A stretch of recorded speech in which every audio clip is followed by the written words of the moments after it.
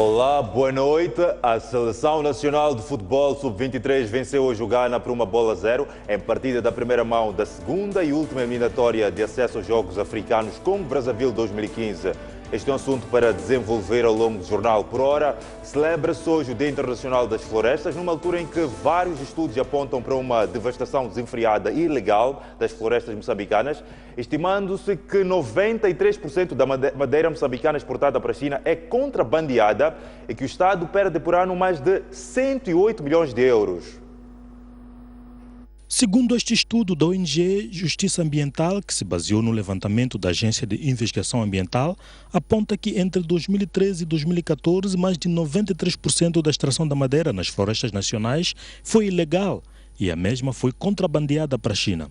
O mesmo estudo aponta que 76% da madeira cortada e exportada para a China está abaixo do estabelecido pela lei em vigor no país no que diz respeito ao diâmetro dos touros. E, acima de tudo, é uma perda de divisas e de dinheiro para o próprio povo e para Moçambique, porque as árvores ilegalmente são vendidas talvez por 100, 200 meticais, e essa mesma árvore, quando é exportada, o valor dela passa para $3.000 ou mais, tudo depende de que estilo de madeira. Nós estamos a perder em tudo, estamos a perder nossos recursos naturais, estamos a ser afetados por essa perda e acima de tudo, estamos também a perder financeiramente o valor real daquilo que é exportado.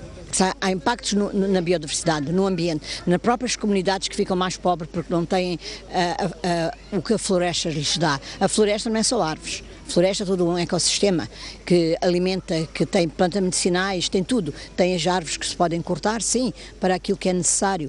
E é uma perda às comunidades, é uma perda no ambiente, porque afeta também as questões climáticas.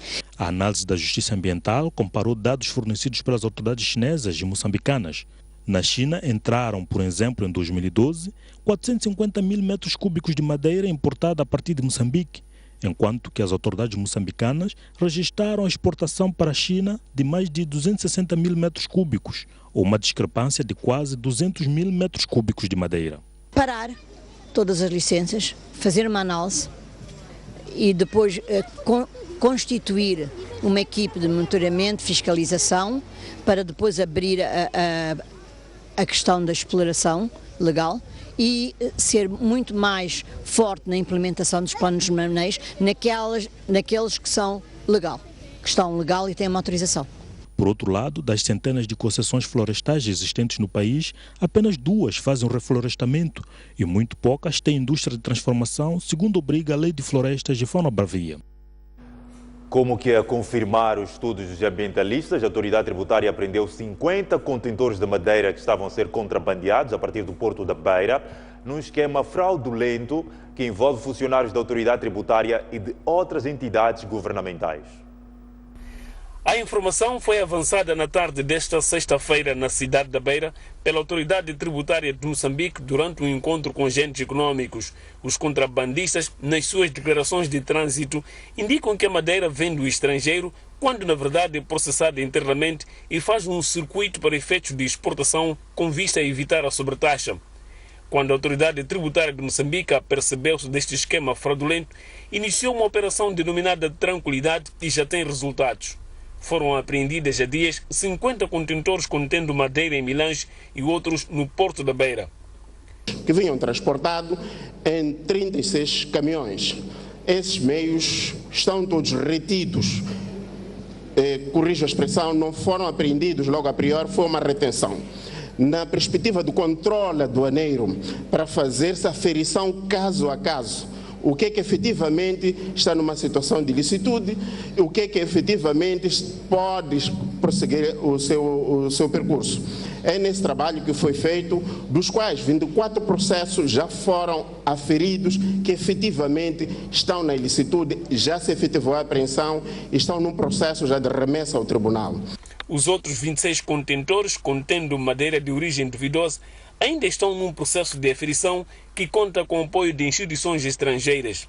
Nós solicitamos ao nível da congênere RAILO, que é um órgão de inteligência das autoridades tributárias que fornece informação dos outros países, naquilo que nós suspeitamos a fiabilidade dos documentos, eles nos dão informação. E já temos informação parcial que indica que, grosso modo, dos documentos que serviram de suporte são documentos viciados, querem carimbos, querem rasuras e outros vícios documentais. E isso, nos termos da legislação aduaneira, consubstancia descaminho. Sendo descaminho, esses bens são perdidos a favor do Estado, além das multas necessárias, e há consequências adversas nisto. Tudo aponta que alguns funcionários desonestos da Autoridade Tributária de Moçambique estão envolvidos no contrabando de madeira, fato que foi de forma indireta admitido pelo próprio presidente da Autoridade Tributária de Moçambique. Sempre que estejam envolvidos já a prova produzida, correm justamente os mesmos termos, o que quer dizer de contencioso, com instrução preparatória até os últimos termos. Já fazemos isto na operação na Cala. Já a prova produzida, o tratamento é exatamente paralelo, é igual aqui para a região centro. Portanto, não há diferença de tratamento. O presidente da República, Filipe Nyusi, participou esta manhã na cerimônia de tomada de posse do novo presidente da República da Namíbia, Hage Geingob, numa cerimônia que coincidiu com as festividades do 25º aniversário da independência daquele país. O jornalista Nelson Bellarmino traz mais detalhes.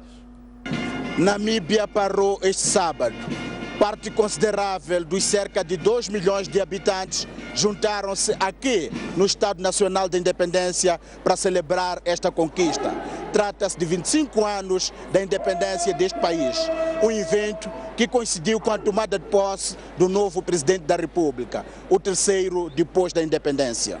A chuva miúda que caía na manhã deste sábado em Windhoek não retraiu milhares de nambianos que lotaram por completo o National Independent Stadium, onde, para além de cidadãos nacionais, destacados convidados estrangeiros participaram da cerimônia, entre os quais o chefe de Estado moçambicano Filipe Nyusi, um dos convidados especiais, que se fez acompanhar pela primeira-dama Isaura Nyusi. No local, manifestações culturais, desfile de diversas especialidades das Forças Armadas, quedas de paraquedas, sobrevoo de aeronaves militares em show aéreo com as cores da bandeira namibiana, coloriram o evento deste sábado em Windhoek.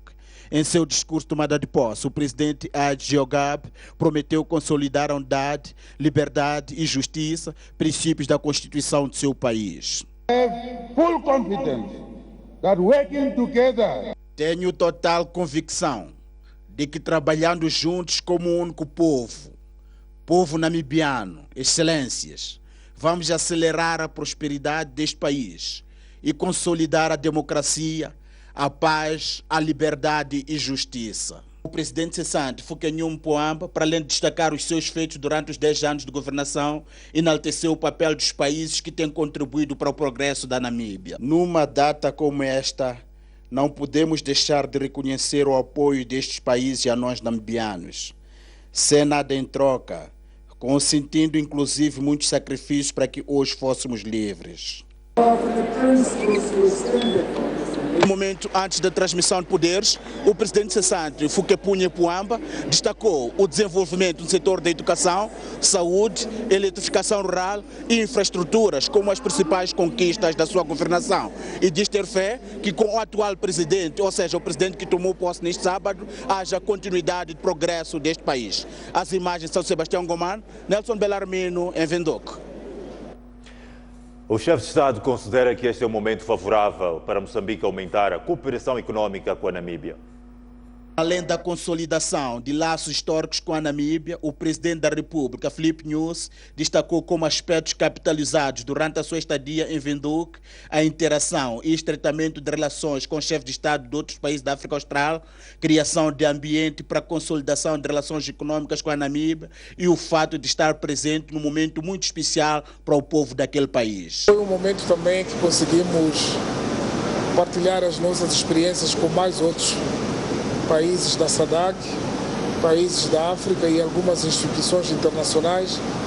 Grande parte deles já conhecíamos, já estivemos em diferentes momentos, mas também partilhamos momentos com o novo presidente, que já o conhecíamos, já tínhamos partilhado pensamentos na altura da campanha dele e da minha, e se ganhássemos o que seria a nossa cooperação. Portanto, consideramos que o momento é favorável para Moçambique partilhar as experiências e cooperar com a República de Namíbia.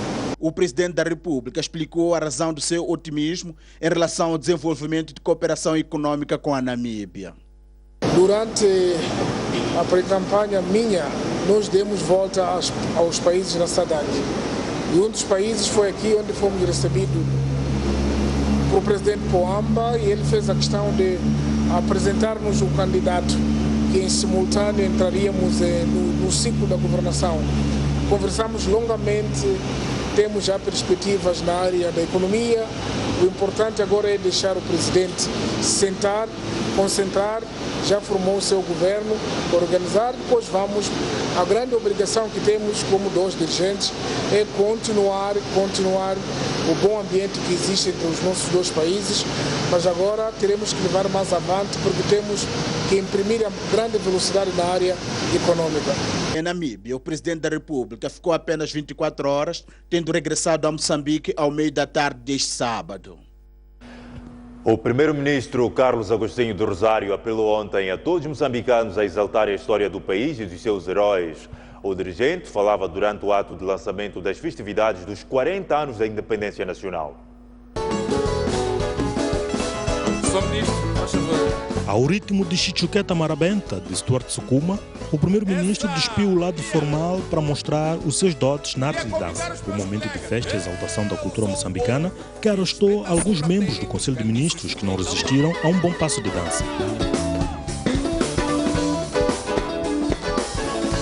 Estavam lançados dados para o arranque de uma série de eventos de caráter cultural e turístico que terão réplica ao nível de todas as províncias do país, com um único objetivo: celebrar 40 anos da independência nacional. O primeiro-ministro, Carlos Agostinho do Rosário, exortou todos os moçambicanos a participarem ativamente nestas festividades. O lançamento do programa cultural alusivo às comemorações de 40 anos da nossa independência nacional representa, pois, a forma mais nobre e adequada que, como moçambicanos, encontramos para incentivar a participação de todos, através das artes, da cultura, da manifestação da solidariedade, do amor à pátria e ao trabalho árduo, entre outras iniciativas, na promoção do bom nome e boa imagem do Moçambique, de todos os moçambicanos, no concerto das nações.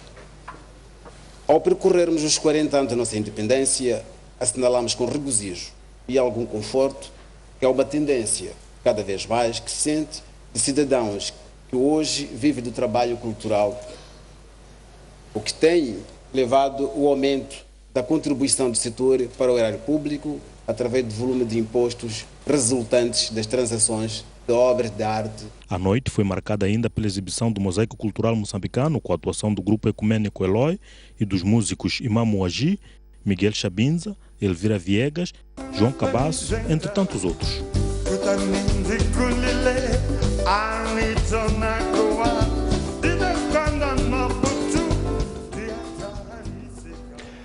Entretanto, alguns artistas abordados pela STV consideram que a cultura jogou um papel crucial na construção da nação moçambicana, bem como na consolidação da unidade nacional. Foram 40 anos de muito trabalho, de muito sacrifício e de muita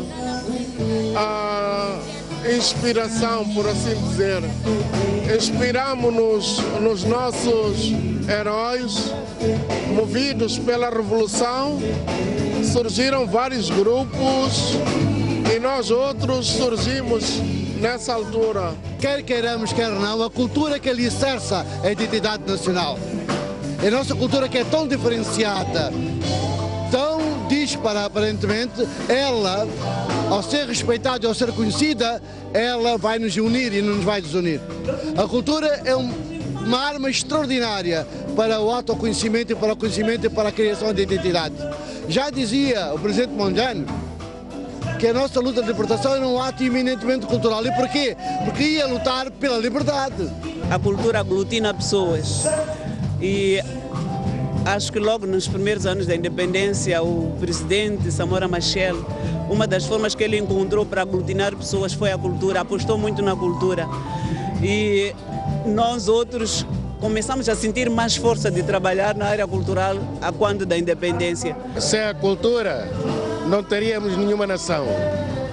A cultura é que identifica, a cultura é que dignifica, a cultura é que mostra aos outros povos do mundo quem nós somos, o que é que nós somos, como é que vivemos, como é que dançamos, como é que comemos, como é que pensamos, de todas as formas. Só a cultura é que diz que um país é isto. Desde o primeiro momento, as pessoas, os artistas, sempre começaram a fazer a crítica ao colonialismo, depois à corrupção, já nessa altura. Tinham um papel muito importante. E agora, devo dizer que Moçambique é de facto um dos países de expressão portuguesa, e não só, nas línguas nacionais, tem um papel muito importante para o desenvolvimento cultural do país. Em 1976, quando se decidiu a estratégia da comunicação, foi decidido que a rádio seria o elemento principal e o cinema seria o elemento secundário. Isso significou logo nessa altura a grande importância que foi dada ao cinema. E de facto acho que em termos da criação e em termos de apoio à identidade nacional, talvez o cinema tenha sido, de todas as artes, aquela que contribuiu muito fortemente desde o princípio para isso. Acho que continua até hoje e tivemos um papel bastante importante e espero que vamos poder continuar a ser. A nível da cultura, podemos ver um Moçambique grande, um Moçambique com moçambicanos cheios de orgulho de serem moçambicanos. Moçambicanos que, apesar de várias adversidades que passaram ao longo dos 40 anos, continuam firmes na sua pátria, continuam firmes, portanto, na consolidação da unidade nacional. O MDM critica a circulação da chama da unidade nacional pelo país, defendendo que serão gastos fundos dos cofres do Estado. O partido de Simango diz ainda que o dinheiro serviria para apoiar as vítimas das cheias no centro e norte do país. É com muita indignação que ouvimos a informação através dos meios de comunicação social que o governo moçambicano, mais uma vez, vai preterir as várias preocupações que o país tem para dar lugar à suposta chama de unidade, consumindo assim o pouco que o país tem em detrimento das várias realizações importantes que suportam a vida do país. Para o movimento democrático de Moçambique, com este ato, o governo mostra sua falta de prioridades. Sandy Carmona acrescentou que assim o país torna-se refém dos interesses de um grupinho de pessoas. A unidade nacional não se resume apenas em uma pira de fogo. A unidade nacional tem de se cultivar a partir de indivíduo, família, grupo, até a dimensão da nação, aceitando as diferenças que caracterizam a sociedade moçambicana sem hostilidade, sem matanças, sem medo e com muito respeito aos direitos humanos. O partido de David Simango defende que o dinheiro que será usado para fazer circular a chama de unidade nacional deveria ser investido em outras ações prioritárias. Serão rios de dinheiro a serem gastos em nome desta suposta chama da unidade? Os administradores, secretários permanentes e outros que fazem parte da corja usarão essa chama da unidade para justificarem o uso abusivo do dinheiro do erário público em detrimento das vítimas das cheias, das carteiras para as escolas, do salário do profissional público. A província de Nampula já não dispõe de centros de acomodação de pessoas afetadas pelas chuvas que assolaram aquela província nas últimas semanas. Cerca de 120 mil pessoas ficaram afetadas pelas chuvas que se abateram sobre a província de Nampula nas últimas semanas. Virgínia Malaweni, delegada do Instituto Nacional de Gestão de Calamidades, assegurou que a situação está a melhorar naquelas comunidades com a assistência que está a ser prestada aos necessitados. A situação está a melhorar nas comunidades. Em números, chegamos a quantos afetados e que apoio é que estão? Chegamos a ter 120 mil pessoas afetadas nos distritos de Lar, de Moma, Angoche, Liupo, Mussuril, Meconta, Munapo, na ilha de Moçambique e mesmo na cidade de Nampula. Estamos a dar apoio nesta altura em produtos alimentares, roupa, kits de abrigo, material para construção. Ainda assim, Virgínia Malaweni apela à comunidade em geral a continuar a prestar apoios de solidariedade com vista a aliviar o sofrimento por que passam os afetados. Já não temos nenhum centro de acomodação na província. Estão todos no zero.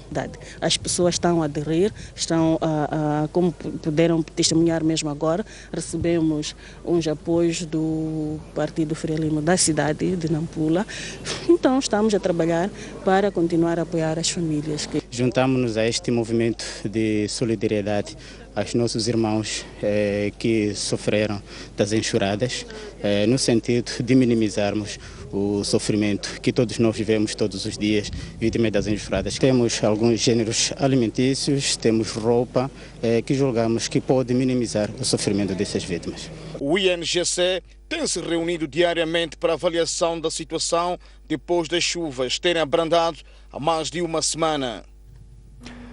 Uma delegação de empresários e académicos da Alemanha está de visita a Moçambique para, entre outras atividades, assinar acordos nas áreas de formação profissional e promover investimentos em diversos setores. Ontem, a delegação liderada pela presidente, ou melhor, pela presidente do Conselho Federal Alemão, foi recebida pela presidente da Assembleia da República, Verônica Macamo.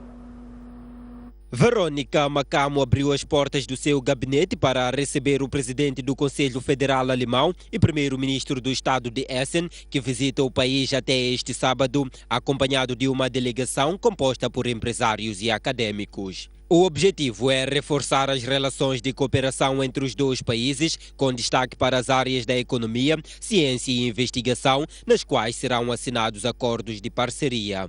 Berichten, was sich hier entwickelt hat. Existem relações tradicionais muito boas entre Moçambique e a Alemanha e queremos também levar essas boas relações para o futuro, queremos organizar esse futuro conjuntamente.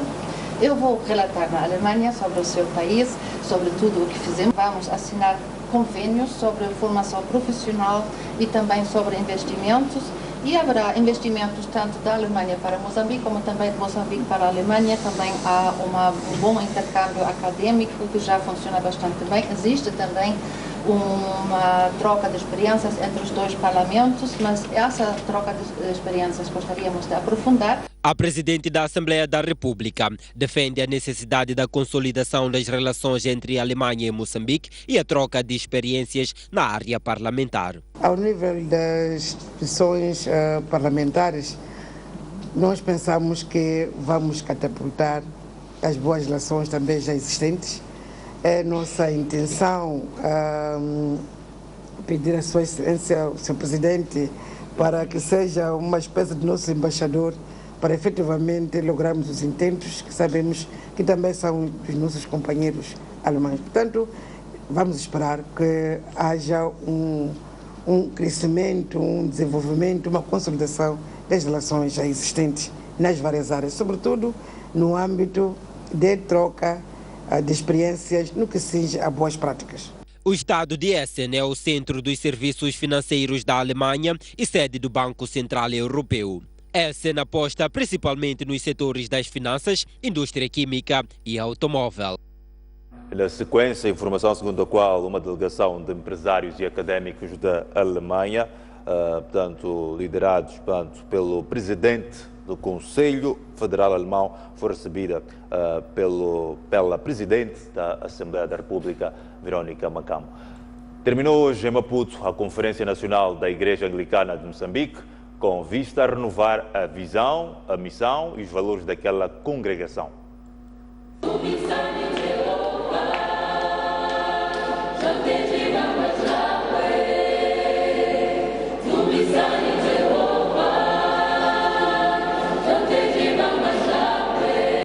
Teve lugar de 19 a 21 de março a Conferência de Renovação da Visão, da Missão e dos Valores da Igreja Anglicana em Moçambique. O evento uniu 120 delegados vindos de todo o país. Carlos Matzinha, de 60 anos, novo bispo da Igreja, em substituição de Denis Sengolan, que ficou durante 38 anos na liderança da Igreja, diz sentir-se feliz pelo fato dos membros presentes na conferência terem tomado os desafios da Igreja como seus. A Diocese assumiu a importância de a Diocese como um todo ter uma visão definida, a sua missão, assim como algumas das prioridades. Então, o povo que está aqui assumiu isso com muito entusiasmo, refletiu com muita profundidade, deram muitas contribuições e fizeram, portanto, de tudo quanto está sendo discutido aqui como sua parte, sua responsabilidade. Então, isso nos dá grande esperança. Sobre as conclusões da conferência, Ana Xixava, mestre de cerimónia do evento, disse que a atualização da nova missão, visão e valores só será publicada depois de 2 semanas de reflexão e processamento das informações debatidas. Entretanto, apontou o amor, a hospitalidade e a fé e a ética como alguns valores que identificam um crente anglicano. Nós tentamos reter alguns valores que foram repetidamente trazidos. Um dos valores que eu me lembro que aparecia em todos os grupos era sobre o amor uns com os outros. Trouxe também esta questão da ética, a transparência. Nós apoiamos a nossa igreja, mas até que ponto é que ela faz a prestação de contas? Nós queremos mais crentes, como é que nós recebemos estes crentes? Solidariedade, tratar do próximo. A Igreja Anglicana de Moçambique completa 121 anos de existência este ano. Os moradores de Xiango, na cidade de Maputo, amotinaram-se este sábado no bairro para protestar contra as demolições que o município tem levado a cabo nos últimos dias. Este é um assunto para desenvolver no próximo bloco do jornal. Vamos a um breve intervalo. Voltamos dentro dos instantes. Até já.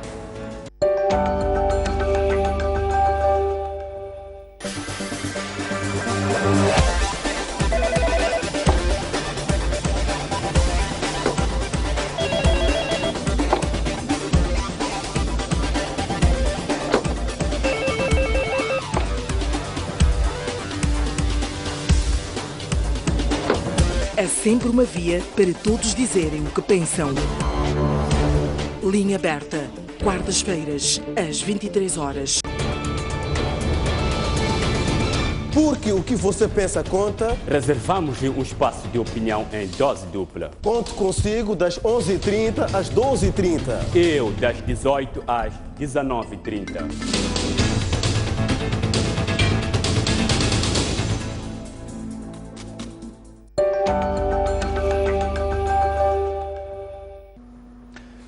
Estamos de volta ao jornal ainda para conferir a atualidade nacional. Os moradores de Xiango, na cidade de Maputo, amotinaram-se este sábado no bairro para protestar contra as demolições que o município tem feito.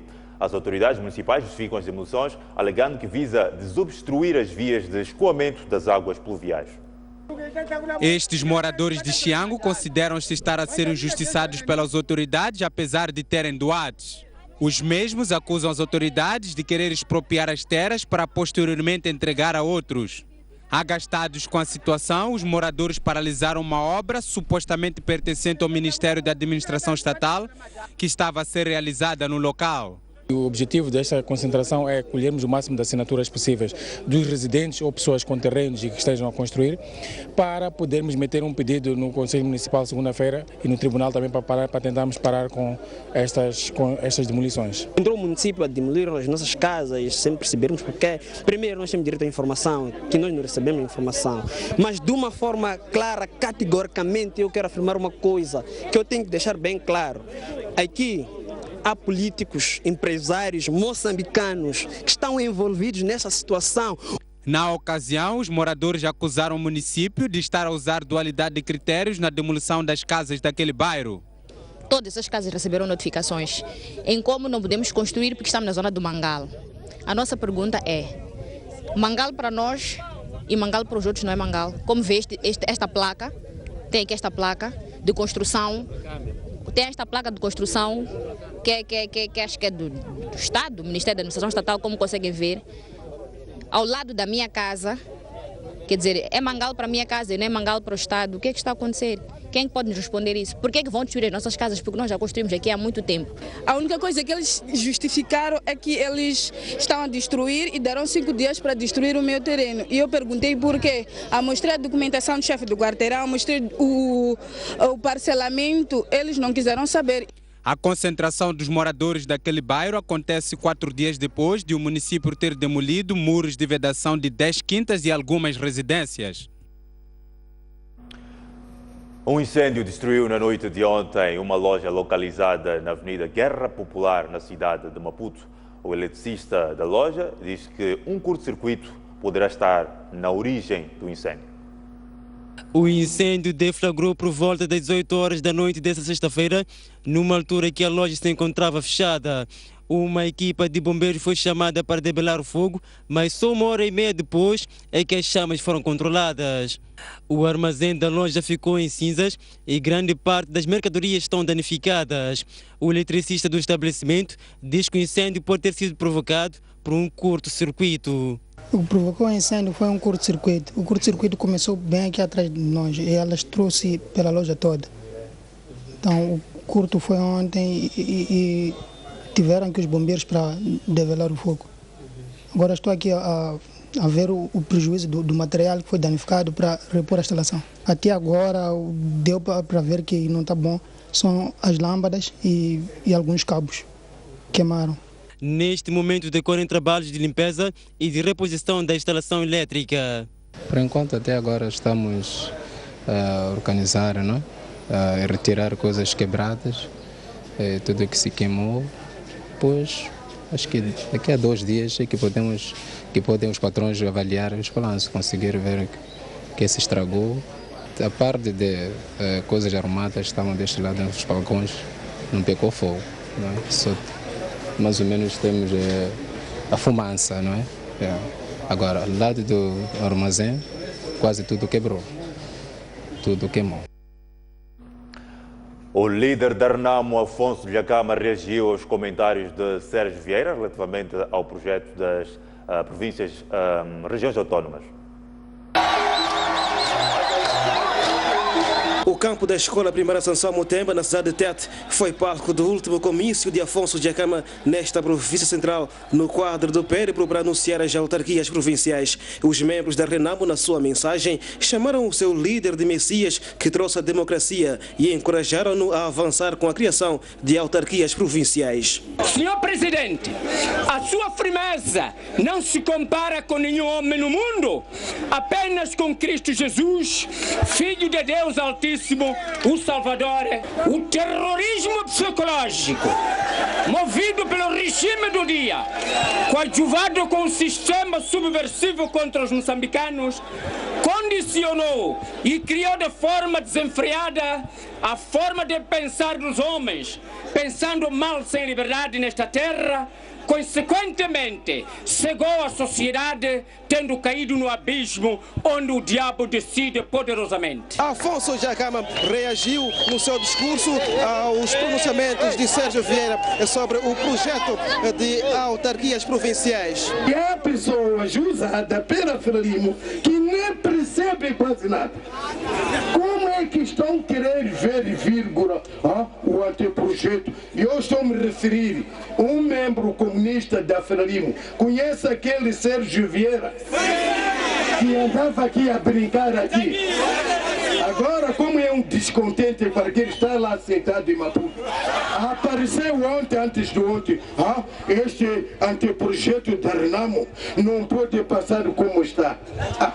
Mas você quer corrigir o anteprojeto. O seu amigo Nunzi, que nem conseguiu 5%, já é chamado presidente da República. Qual é o dispositivo na Constituição que está a permitir? Quem irá governar a província da Tete será um elemento, o vosso filho passará a ser chamado do presidente do Conselho Provincial de Tete. Refere-se que a nível da província de Tete, Afonso Dhlakama conseguiu 231.972 votos contra 218.850 de Filipe Nyusi e 20.493 de Davis Simango. Com imagens de Isini Achá, Pedro Ferrão de Tete.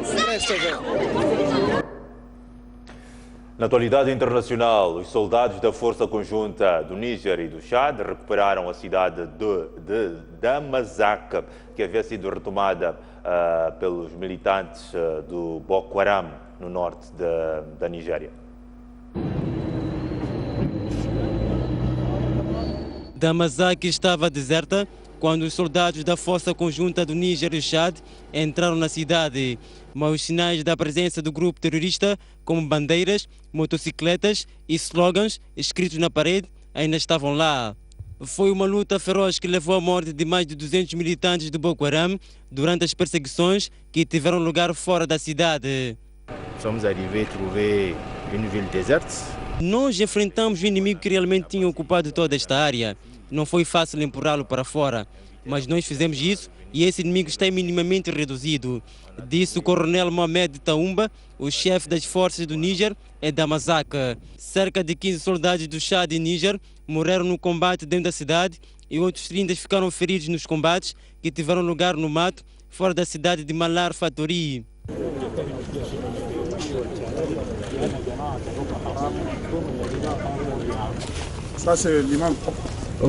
A maioria das pessoas de Damasak havia fugido por medo dos ataques. Os soldados estão a apelar às pessoas a voltar para suas casas. É a primeira vez que as tropas do Chad e do Níger trabalham juntas para combater um inimigo que consideram ser comum e que acreditam que não terá dificuldade de derrotá-lo.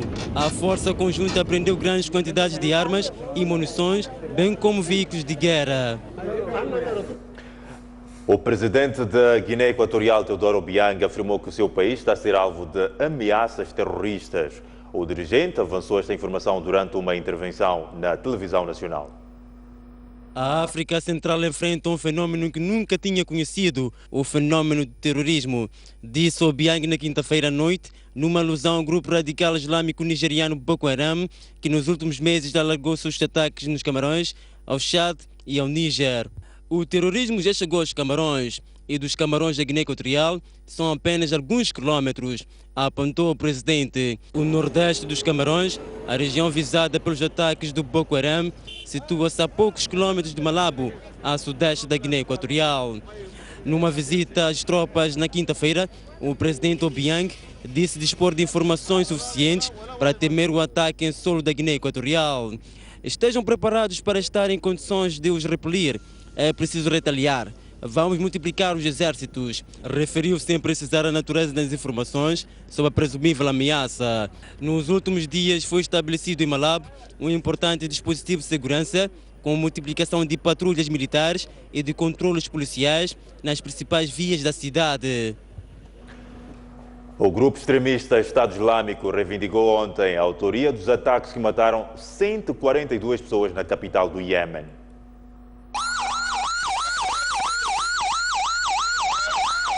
Os atentados suicidas na capital do Iêmen, Sanaa, fizeram esta sexta-feira 142 mortos e 351 feridos graves.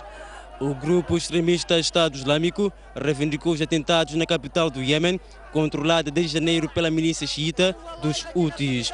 Numa declaração publicada na internet, o Estado Islâmico afirmou que os atentados que visavam mesquitas xiitas foram a ponta do iceberg.